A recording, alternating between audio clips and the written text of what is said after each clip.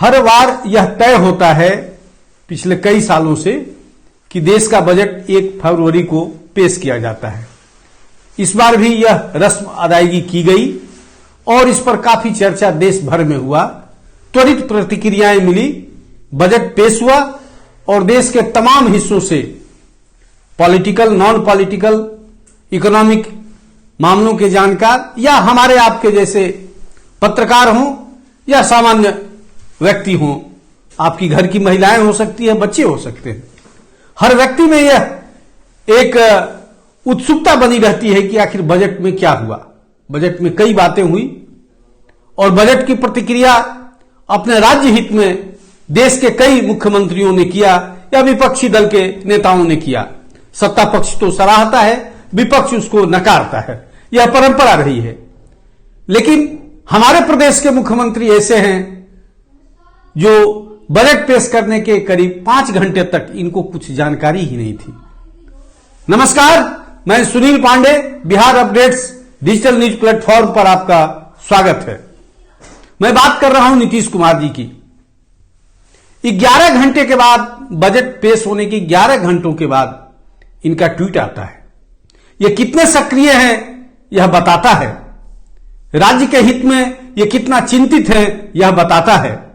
यह कहने की बात नहीं है कि विपक्ष में अब ये बैठे हैं, केंद्र की मैं बात कर रहा हूं, केंद्र की सत्ता में जो पार्टी है उसके विपक्ष को एका करने में इनका बड़ा नाम है। लेकिन आप कितने एक्टिव हैं कि सत्ता पक्ष यदि बजट पेश करता है तो आपकी प्रतिक्रिया आने में, ट्वीट आने में 11 घंटे लग जाते हैं। कई ट्वीट इन्होंने किया जब इनकी नींद खुली। उस समय करीब बजट पेश करने के 5 घंटे के बाद इन्होंने कोई प्रतिक्रिया देना बेहतर नहीं समझा। इनका एक बाइट आया था कि हमने तो अभी बजट देखा नहीं है। भाई साहब, आप क्यों बजट देखेंगे? आपको देखने के लिए और बताने के लिए एक बहुत बड़ी फौज है जो आपके साथ दिन रात लगी रहती है। बेशक आप रात में पटना लौट आते हैं, पता नहीं क्यों लौट आते हैं, फिर सुबह जाते हैं, समाधान करते हैं, समस्या क्या है यह जानने के लिए आप रात्रि विश्राम पटना में करते हैं। लाखों रुपए खर्च हो रहे हैं, यह आपका अधिकार है बेशक, लेकिन आपकी जवाबदेही भी बनती है। बजट पर इतनी देर से प्रतिक्रिया देना यह क्या संकेत देता है? बिहार की जनता यह जानना चाहती है आपसे।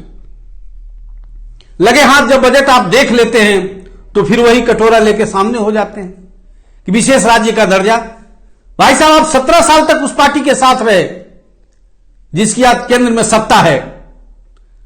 केंद्र में सत्ता होने के समय भी कुछ वर्षों को छोड़ दें तो आपके सहभागी थे, सहमार्गी थे आप। उस समय आपका यह मांग कहां चला जाता है और क्यों आपको विशेष राज्य का दर्जा दिया जाए? 17-18 सालों से आप शासन कर रहे हैं, आप अपनी व्यवस्था क्यों नहीं खड़ा कर पाए? स्वावलंबी क्यों नहीं बन पाए? आपके पास जल है, थल है, समुद्र नहीं है, तो इसकी चिंता आपको करने की क्या जरूरत है? हरियाणा आपके पास है, पंजाब आपके सामने है। समुद्र की सीमा नहीं रहने के बाद भी कृषि के बल पर वो हमसे बहुत आगे है। आज आईटी का जमाना है, इसके लिए समुद्र के किनारे की जरूरत नहीं है। आपके पास जमीन है, उर्वर जमीन है। हर साल बाढ़ में गाद की बात आप करते हैं, लेकिन गाद की सफाई पिछले 25 वर्षों से नदियों में नहीं हुई है, तो बाढ़ आना तो बड़ा स्वाभाविक है। तो ये नकारात्मक राजनीति करने की जो परंपरा सी बन गई है, आपसे यह उम्मीद नहीं थी। आपसे सकारात्मक राजनीति की अपेक्षा बिहार की जनता कर रही है और अभी भी वक्त है, आप थोड़ा सक्रियता बढ़ाएं, अपनी टीम की समीक्षा करें और जो राज्य के लिए बेहतर हो सके वो बेहतर करने की कोशिश करें। धन्यवाद।